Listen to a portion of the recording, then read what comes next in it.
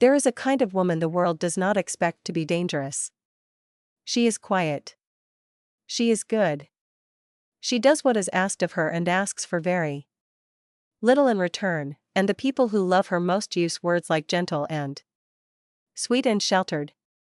And they mean all of those words as compliments, and she accepts them as such because she has never been given a reason to do otherwise. She keeps the restlessness in the quiet hours. The part of her that presses against the edges of the life she has been handed, she keeps that part tucked away, unnamed, fed only by early mornings in gardens that belong to her and late nights in libraries where nobody is watching. She is 23 years old. And she has never once done a single thing that her father did not approve of. First. That is who Luna Ashwood was, the night the rogue came to the border.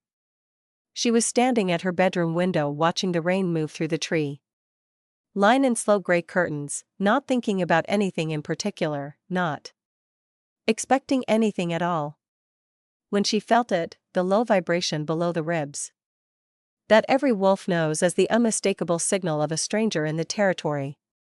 She had felt it before in a general way, the background hum of collective awareness. She had never felt it like this. Sharp and specific and pointed. Like a finger pressed against a bruise she had not known was there. The howl that followed came from the eastern border and sounded like nothing she had ever heard from any wolf she knew.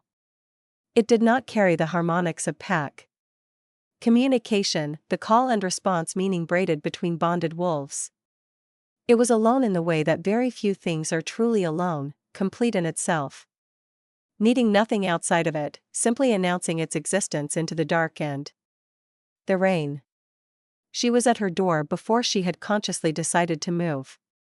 Her guard Soren met her in the corridor and told her in the flattest possible terms that her father was handling the situation and she was to return to her room immediately. A rogue had presented itself at the eastern border. One wolf. Her father would deal with it. She went back to her room. She counted to 60. And then she went out through the south passage, a maintenance corridor she had memorized years ago and never once used, because in 23 years she had given her father absolutely no reason to imagine she would ever need to. She ran through the rain to the eastern border. She found the fork of an old oak with branches wide enough to hold her. She settled into the wet dark and looked down at the scene below, and she saw him for the first time. He was tall and lean, road-worn, with dark hair pushed back from a face that held a stillness she had no word for, not calm, not cold, something more deliberate than either. He stood at the invisible border line with his hands at his sides and 12 of her father's armed warriors arrayed against him and not one trace of the fear that his situation warranted. Her father's voice cracked through the rain like a physical force, demanding name and purpose, and the man on the other side of the line answered with a quietness that somehow carried further than the command had. His name was Kael. He had no pack. He needed one night's shelter and he had come to ask for it rather than simply taking it, and the implication that this distinction should matter landed in the wet dark of the border crossing like a stone dropped into deep water. His eyes caught the ambient light of the border wards and threw it back silver. Luna watched from her tree as her father made a decision she didn't fully understand, and let the rogue inside the territory. She climbed down in the rain and went back the way she'd come, and she thought about Silver Eyes and a howl that had sounded complete, and she did not sleep at all that night. The Drevon pack had been 37 wolves on 400 acres of northern highland land, and they had not been powerful or well-connected or feared by anyone. What they had was land. Good land, clean and deep, threaded through with streams and old forest and a ridge that caught the eastern wind and turned it into something that smelled like the world before people had gotten to it. Kael's father had been born on that land. His grandfather before him. The pack records went back further than most. The land sat at the only natural pass through the Kael Mountains, a corridor between Ashwood's eastern holdings and the northern mountain range that represented, to anyone with sufficient ambition and insufficient conscience, an enormous strategic opportunity. Garen Ashwood had both. The first representative he sent was smooth-voiced and expensively dressed and spoke about mutual benefit and the natural advantages of consolidation under strong leadership. Kael's father listened and offered tea and said no, politely and absolutely. The second representative came with a larger number and a less polite manner. The answer was the same. The third time, they skipped the representatives. 30 wolves came at night in early winter. Kael's father woke them all before the intruders reached the pack house, moving through the corridors with the quiet certainty of a man who had already done his calculation and arrived at an answer he didn't like but could live with. He told them to run to the Greywood shelter. He put his hand on the back of Kael's neck the way he had done since Kael was a child, anchor and comfort and command all braided together into a single gesture, and he said that someday Kael would come back and make this right. Not with his teeth. With truth. Kael ran. He was 18 years old. His father did not make it to the shelter. None of the wolves who stayed behind did. 5 years is a long time to carry something. Kael had spent them becoming very good at things he was not proud of, tracking, disappearing, finding what people wanted hidden. And he had used every one of those skills to build a case that no high council in shifter history would be able to dismiss or bury or quietly make go away. He had been patient and precise and relentless, and he had arrived at the Ashwood territory in early autumn, having spent 4 years assembling evidence and 1 year planning what to do with it. He had watched the pack for 3 weeks from the surrounding forest before he walked to the border. He knew their patrol patterns and shift rotations and the name of every ranked wolf between him and the Alpha's private office. He knew exactly what he was looking for and exactly where it would be. What he had not planned for, what no amount of planning could have accounted for, was the Alpha's daughter.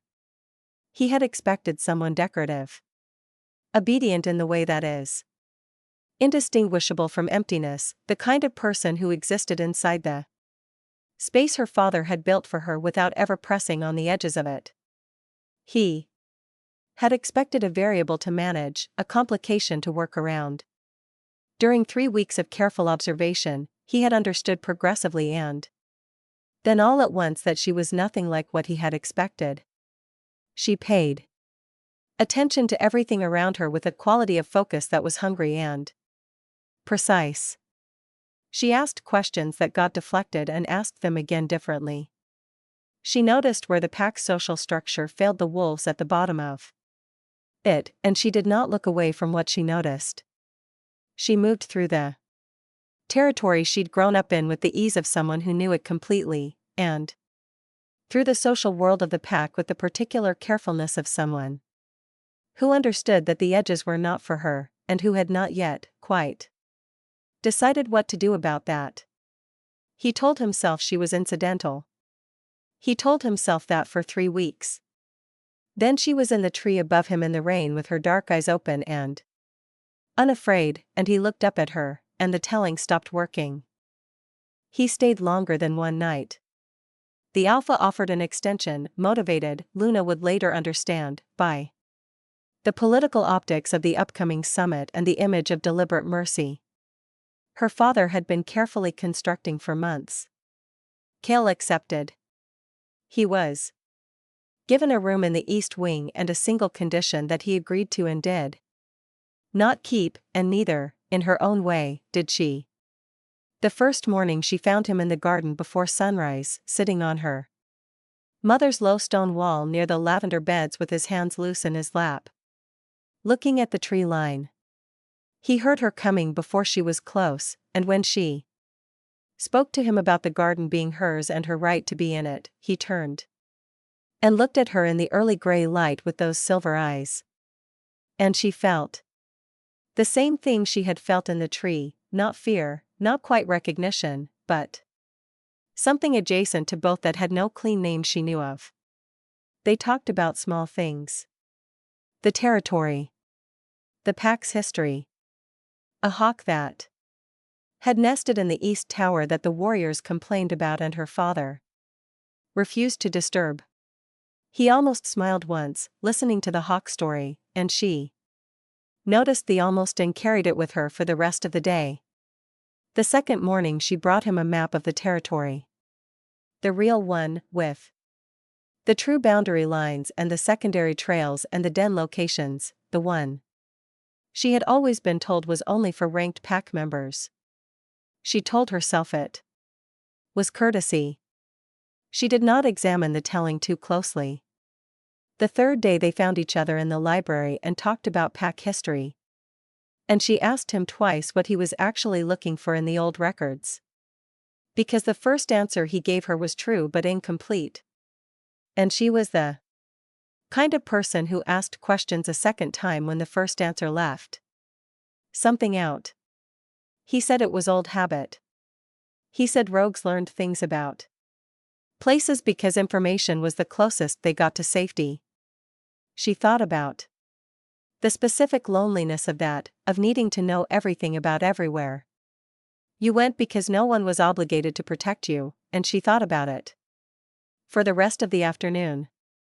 On the fourth day she was crying in the garden when he came through the gate at the wrong moment or the right one. Her father had told her the previous evening about the betrothal arrangement he had made on her behalf, a formal alliance with the alpha of the Redstone Pack, a good man, stable, and natural development. Given her age and the political moment. He had said all of this as though he were sharing useful information rather than making an announcement about the entire course of her life. Kael sat down beside her on the wall without asking and waited without speaking while she finished crying, which was the most useful thing anyone had done for her in recent memory. When she told him what had happened, he said simply that she could say no. She said her father was her alpha and her father both. He said neither of those things meant she had no voice. She said it was easy to say when you didn't belong anywhere, and regretted it immediately. He said that yes, it was, and he was right, and said it in a way that held neither self-pity nor deflection, just the honest acknowledgement that some things are easier to see from outside a cage than to do from inside one. She sat with that for a long time. On the fifth day he helped a young pack wolf set a dislocated shoulder in the training yard, stepping in efficiently and calmly because the healer was an hour away and the boy was 19 and trying hard not to fall apart. He had field medicine the way you learned it when you had spent years having to use it on yourself in places where no one else was going to. When it was done he stepped back immediately, making himself less present in the way she was beginning to recognize as his habit in places he did not quite belong. She watched from the fence line. She thought about what kind of life produced that particular quality of competence, and the thought sat heavily. On the sixth day she took him to the star pool. It was the place she had never taken anyone, a clearing an hour deep into the forest where an underground spring fed a pool of still granite water so clear that on a cloudless night the stars reflected in it perfectly, and standing at the edge in the dark felt like standing at the border between the world and something vaster and unnamed. She had found it at 14 and kept it with the fierceness of someone who had very few truly private things. She did not entirely understand why she took him there. She understood it more then she admitted to herself. He stood at the edge of the water for a long time without speaking, which was the only right response. You could not talk the star pool into something smaller. You had to let it be what it was. When he finally spoke, his voice had something exposed in it that she hadn't heard before. He said he'd had a place like this once, near his old territory. She asked what had happened to it. He said it belonged to someone else now. Everything from that time belonged to someone else. Now. She did not push. She understood without being told that the answer lived somewhere deep and carefully locked, and that forcing the lock was not hers to do. They stood at the edge of the reflected sky together and said nothing more.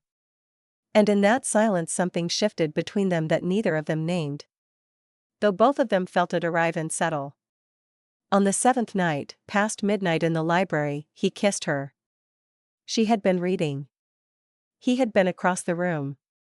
She had looked up for no reason she could name and found him watching her with an expression she had never seen on any face, as if she were something being memorized before the chance was gone, as if he wanted something badly and had simultaneously decided he had no right to it, and the wanting was winning by the smallest possible margin, and they both knew it.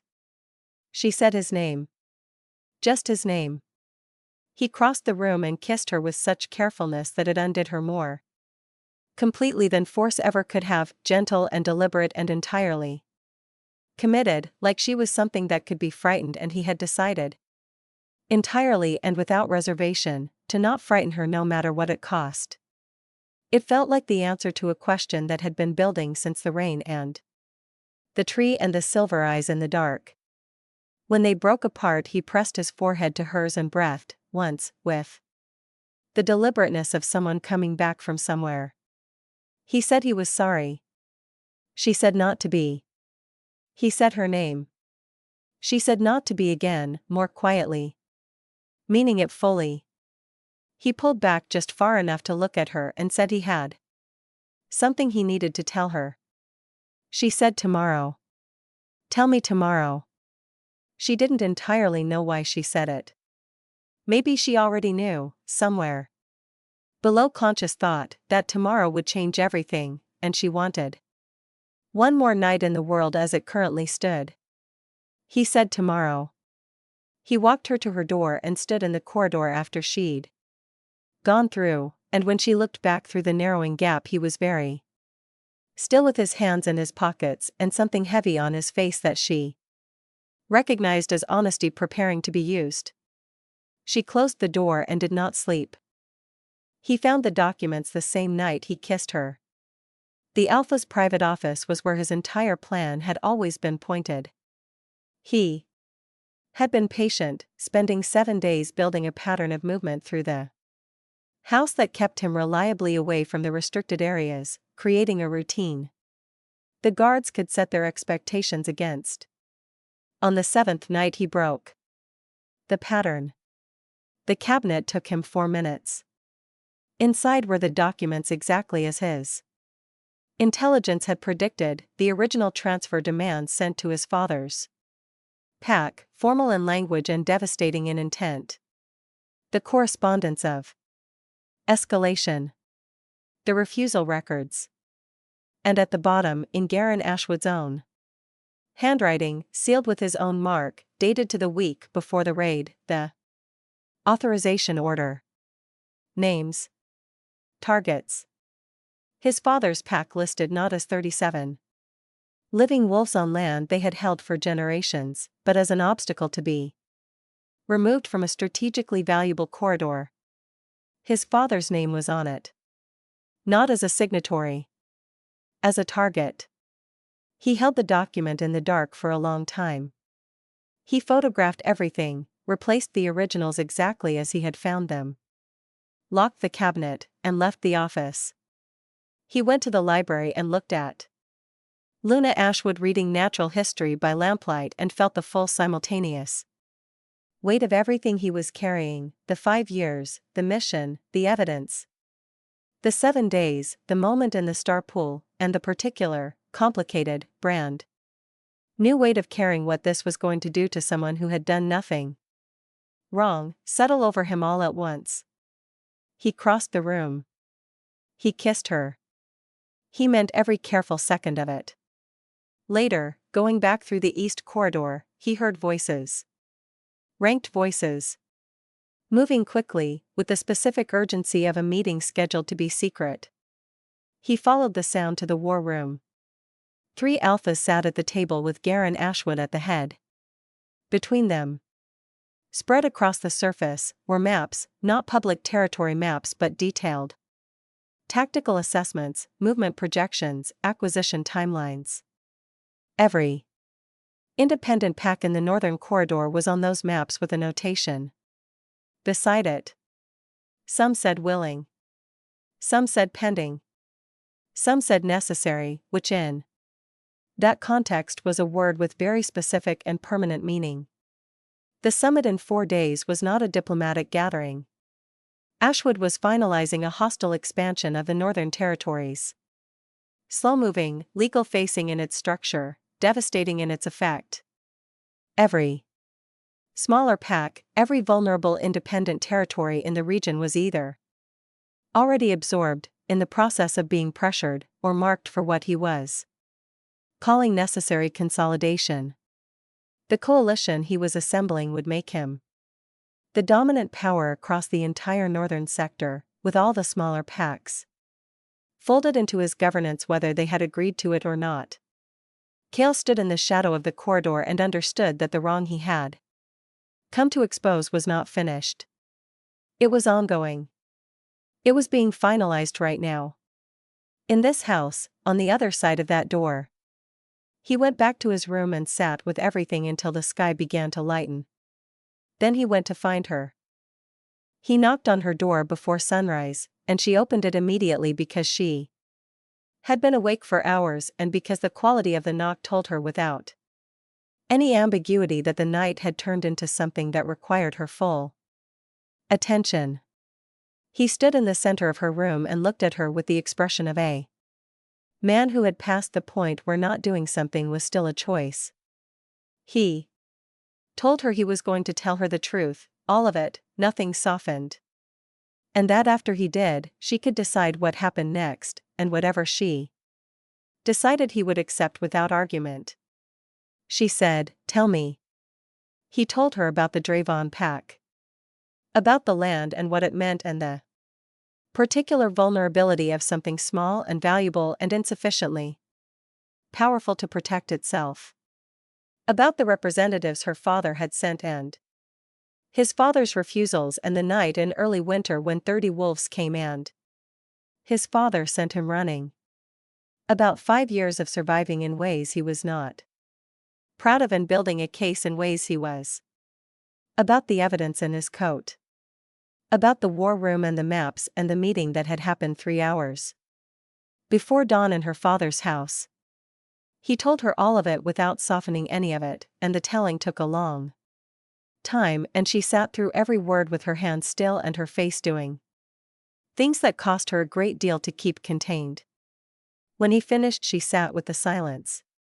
She sat with the version of her father she had been given since birth, the strength and the vision and the certainty of his love, the man who had taught her that strength existed to protect the people who had less of it, who had said those words and meant them, she had always believed, genuinely. She sat with the other version, the one she had just been given, the man who had looked at 37 wolves on 400 acres of land and seen an obstacle. The man who had signed an order with his own hand and then come home and raised his daughter to believe in the honor of power used well. Both versions were true. They had always both been true. She had only ever been shown one of them. She asked about the map she had brought him. He said he hadn't used it, that he had everything he needed before she gave him anything that he had not used her deliberately or instrumentally. She asked if he would have, if he had needed to. He was quiet. The silence was not the silence of someone choosing not to lie. It was the silence of someone too honest to pretend to an answer that would require him to know himself better than he did. She looked at her hands in her lap and thought about all of it. She thought about the star pool and the almost smile and the library at midnight and the 7 days Of trusting someone who was simultaneously trustworthy in some ways and concealing something enormous in others. She thought about the specific texture of that, how a thing can be genuinely real and also located inside something she hadn't known the shape of. She sat with it. And then she asked him what he needed from her to get to the council in time. He told her about the patrol schedule, the northern road, the one viable route that avoided the regular riders, and that he needed someone who knew the secondary trail system better than 3 weeks of external observation had given him. He said the council outpost keeper, Fenris, 40 years of service to the High Council, would grant immediate audience to an alpha seal. She said the South Trail connected to the Greywood Path and she could get them to the outpost in under 2 hours. She said she knew where her father kept the seal. He told her quietly, looking at her with the full weight of what he was asking her to understand that if she did this, everything would change. Her position in the pack. Her future here. Everything she had always known. She stood. She went to the window and looked out at the dark forest and the first pale beginning of light above the tree line, and she said that her father had decided her entire future without consulting her. That the pack she loved had been built in part on something she had never consented to benefit from. That there were families, people like his, who had lost everything so that she could stand in a beautiful house looking at a beautiful forest and simply take it as hers by right. She said she was not going to do nothing with that information. She turned around and told him to give her 20 minutes. She would meet him at the South Passage. 23 minutes later she was at the South Passage with her father's seal in her coat pocket and her good boots on and her heart going at a pace that was not entirely fear. She had stood in her father's study for a moment before taking the seal, in the dark with the familiar smell of old wood and leather and the scent of someone who had occupied a space long enough for it to carry them. She had thought about the man who had taught her to love this territory and the man who had written the order in the locked cabinet and the fact that those two men were the same man and had always been the same man, and that love does not require you to protect something from consequence. That love, real love, sometimes required the opposite. She took the seal and went. She led and he followed and he did not question a single choice she made. That was the thing she would remember most clearly, not the mechanics of moving through a familiar territory in the dark, not the particular fear of what she was leaving behind, but the specific quality of being trusted completely by someone who knew exactly how much was riding on her judgment. He matched her pace without comment. He took every turn without hesitation. He moved through the dark behind her with the full attention of someone who had decided, entirely and without reservation, to put his faith in her knowledge of this ground. She had run these trails her entire life. She had never run them like this. With authority, with someone depending on her, with the sensation of being responsible for a direction she had chosen herself. She ran faster than she had known she could. She made decisions in the dark she hadn't known she was capable of. She found the creek crossing and the ridge path and the gap in the old fence line that the patrols had never bothered to cover because nothing had ever needed to use it. She felt, for the first time in her life, like the edges of herself matched the edges of the world she was moving through. They cleared the border clean in 28 minutes. She moved through that forest like she belonged to it. Which she did. But it was more than belonging, she moved like someone who had always had this capacity for decisive movement and had simply never been given the context to demonstrate it. He ran behind her and watched her navigate by instinct in the dark and thought that she was the most genuinely brave person he had ever known, and he had known people who had faced down armies. Bravery, he had come to understand over 5 years of surviving things that should have finished him was not the absence of fear. It was not even the performance of courage in front of other people. It was looking at the full cost of a thing. And choosing the direction anyway, alone, in the dark, when no one was watching. She had looked at everything he'd told her, had sat with all of it, and had asked what he needed. That was bravery in its most real and undecorated form. They ran the open trail with the sky going slowly from black to gray above them. And for the first time since he was 18 years old, running away from the only home he had ever known, he was running toward something instead of away from it. He had been alone for 5 years in a way that was not just the absence of other people but the absence of the particular thing that other people give you when they are moving in the same direction as you and have chosen to be there. He had forgotten what that felt like. He had let himself forget carefully and on purpose. Because the forgetting had been necessary for the survival. He felt it now, in the dark of the northern forest, with the woman ahead of him finding the path with complete certainty, and it was better and worse than he had remembered. Better because it was real. Worse because he understood, finally, what 5 years without it had actually cost him. The council outpost appeared through the trees as the sky fully lightened, a long stone building at the territorial border, staffed always, accessible always. Because the High Council had built accessibility into its structure as a matter of principle rather than convenience. The border keeper Fenris opened the door before they reached it. Ancient in the way that certain things are ancient, not declining but complete, all the unnecessary parts worn away until only the essential remained. He looked at them. He looked at the seal. He said it had been 40 years and this was the most interesting morning he'd had in all of them. He stepped back and let them in. The High Council convened within the hour. 5 elders. The oldest judicial body in shifter law, existing not because any Alpha had granted them authority but because every pack had agreed, generation by generation, that certain things were worth maintaining an independent institution. To protect truth, accountability, the rights of the small against the reach of the large. They did not project dominance the way alphas did. They projected something more enduring, the presence of people who had seen everything and were not yet finished seeing it clearly. Kael laid his case before them with 5 years of precision behind every word. The documents. The photographs. The correspondence of escalation. The authorization order in the Alpha's own handwriting, sealed with his own mark.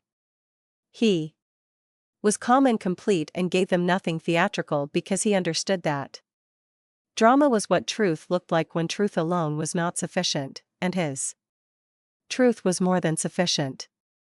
He finished and was quiet, and the room held the weight of 5 elders absorbing something they had, perhaps, been waiting for someone to bring them for a very long time. Then they turned to her. Elder Vora had been serving the High Council since before Garen Ashwood had come to power. She looked at Luna across the hearing table with eyes that had seen the full range of what power did to people and what it did to the people standing nearest to it. She asked if Luna understood what she was doing. She asked if she was doing it freely. And then she asked, simply and without ceremony, why?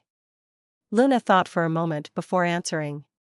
Not because she was uncertain, but because she wanted to be precise. She said that her father had taught her the purpose of strength was to protect people who had less of it. She said she believed he had meant it when he taught her that the principle was genuine even in a man who had not lived up to it. She said that strength which only protected people when it was convenient, which ceased to be protection the moment it required sacrifice, had never been protection at all. It had been power wearing a better word. And she was not willing to be someone who understood that and did nothing. Elder Vora looked at her for a long, still moment. And then said quietly that she sounded like her mother. Luna had been 9 years old when her mother died. She had not known her mother. Was remembered here. She sat with that for a moment and let it be the complicated thing it was. The council deliberated for 50 minutes. When they returned, riders had already been dispatched to intercept the summit. A formal investigation into the Ashwood Alpha would begin within the week. An interim governance structure for the pack would be established pending resolution. The rogue Kael Drevon was granted provisional protected status. Luna Ashwood was recognized as a protected witness. She said they would be available for the proceedings. She looked at Kael when she said it. He was already looking at her. Neither of them looked away. They sat on the stone steps of the outpost while the morning finished arriving.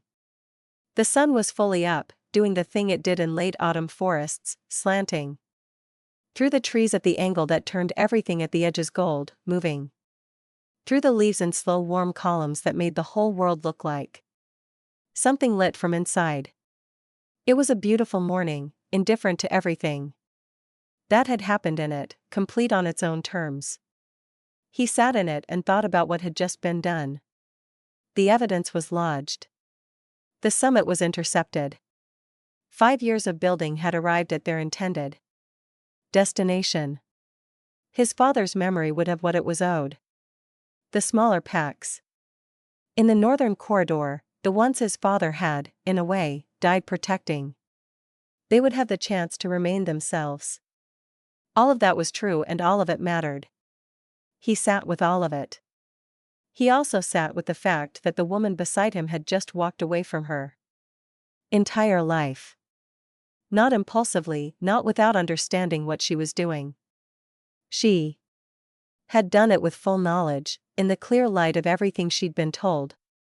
And she was sitting now with her hands quiet in her lap and her eyes somewhere in the middle distance, processing something enormous with the steadiness that he had come to understand, the most real thing about her. He asked what would happen to her now. She considered it honestly. The pack would be restructured, she said. An interim alpha during the investigation. She couldn't have a formal role there while she was a witness, and even after the proceedings closed, packs did not easily forgive someone who had testified against their alpha, even when the alpha deserved it. Even when it had been right. He said he was sorry. She told him to stop apologizing for things that were not his fault. She said it more gently than firmly. He asked where she would go, when everything settled. She turned and looked at him. He looked, for the first time since she had known him, like someone not currently managing something. Like a person who had set down a thing he had carried for a very long time and had not yet picked anything else up, and was simply existing in the open space between the end of one chapter and the beginning of whatever came next. The lines in his face were still there, the years of careful containment still written in the set of his jaw and the steadiness of his eyes.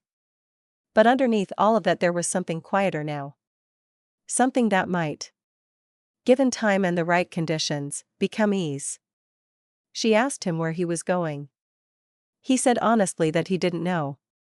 That for 5 years he had had only one direction, and now it was completed, and he gestured slightly at the morning around them. He said it without self-pity, just as a plain fact about his current situation, which was that he was a man without a destination for the first time in half a decade. She said the word freedom. She said it the way she had said don't be in the library, with her whole chest, like it was not an abstraction but a specific and immediately available thing. Like it was a door rather than an absence. He turned the word over. He had been experiencing it as emptiness. She said it like an opening. He told her she could come with him. He said it before he'd finished deciding. Whether it was the right thing to say, which meant it came out as the most honest possible version of itself, no strategy, no framing, just the plain declaration of what he wanted. He said he didn't have a destination yet, but he knew the Northern Territories and how to build something from nothing, and he wanted very much for her to be there. She was quiet for a long time. Long enough that she felt him begin to prepare himself for a different answer. Then she said that her whole life, every path had been laid out before she reached it. Every choice made inside a set of options someone else had already defined. She had been obedient and careful and good, and she had been, quietly, in the hours that belonged only to her, restless in a way she had never once allowed herself to name out loud. She said she would like to find out what she chose when no one was doing the choosing for her. She stood. She looked out at the gold light moving slowly through the forest. Beyond the clearing. She looked back at him. She said she would like to find that out with someone who already knew every version of her, the good daughter and the one who climbed trees in the dark to understand things she wasn't supposed to. He stood. He held out his hand. She took it. And that was the beginning of the part of her life that was actually hers. A year later they were in the northern mountains, where the air was cold and clean and tasted like somewhere that had not yet been claimed by anyone. They were not a pack, not in any sense the council's existing categories could accommodate. They were something newer and not yet named, a gathering of 12 wolves, with more arriving as word traveled through the shifter world in the specific way that word of belonging traveled, not loudly but with a resonance that found the people who needed to hear it. Rogues and pack-displaced wolves and 2 siblings from a territory dissolved in the Ashwood reorganization, and 1 former alpha's daughter who had decided that home was something you built toward rather than something you were born inside. The Ashwood case had resolved 7 months after they filed. Garen Ashwood was stripped of his alpha title and removed from leadership, the territory placed under interim governance pending a full reckoning with every family the investigation had uncovered. 3 territories in the northern corridor were formally recognized as independent. The coalition being assembled in that war room on a November night never materialized. Luna's father had written to her once. A long letter full of explanation and the kind of love that is real and also, underneath, a grief caused entirely by knowing you are responsible for your own loss.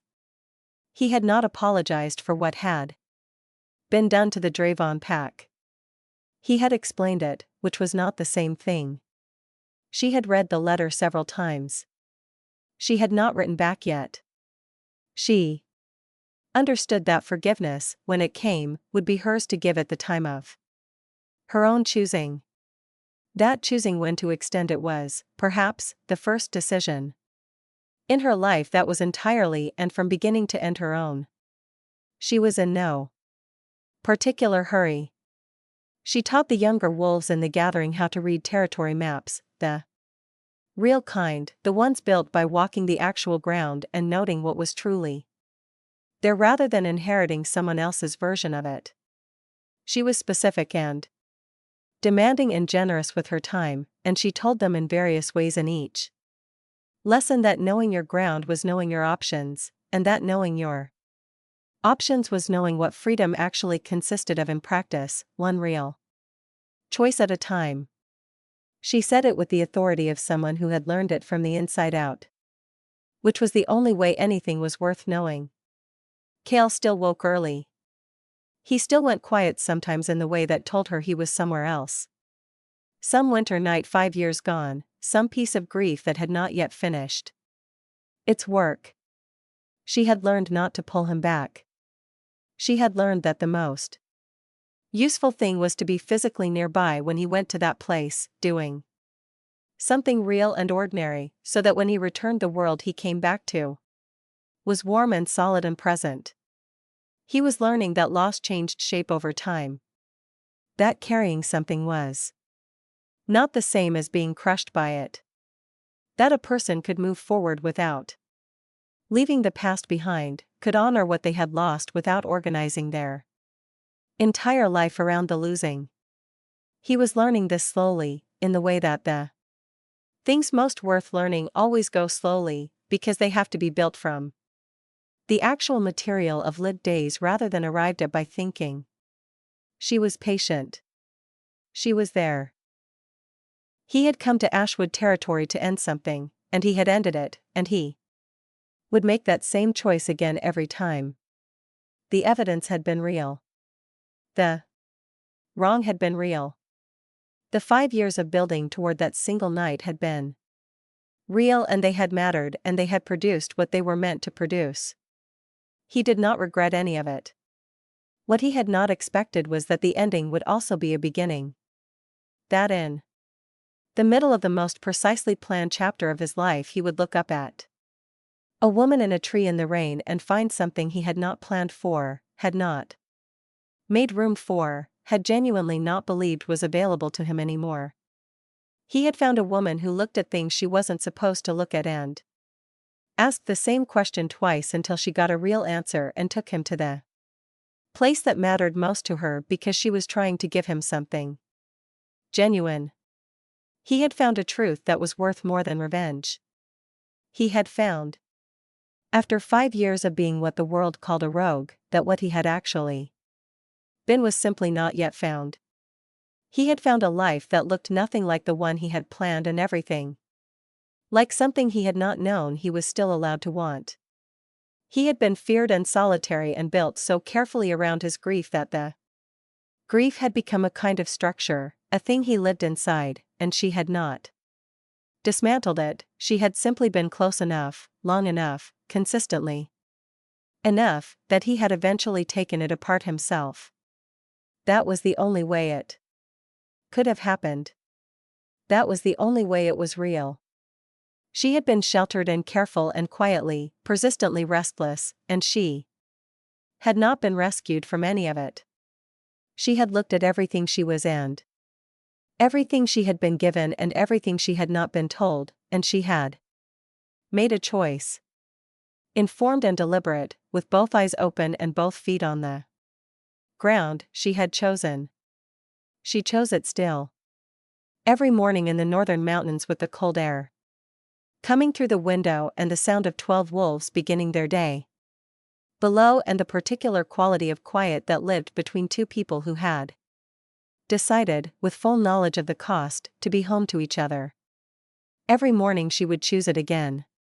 They called it in the stories that traveled between packs the story of the rogue who loved the alpha's daughter. She had heard 3 different versions, and in each one he was slightly more fearsome and she was slightly more innocent, which was how stories worked when they wanted to be simple. She couldn't fault the impulse. Simplicity was its own comfort. But the truth was more ordinary and more remarkable than any of the stories. The truth was a man who came to end something and found the courage to begin something instead. A woman who had spent her whole life being exactly what she was expected to be, right up until the night she decided not to.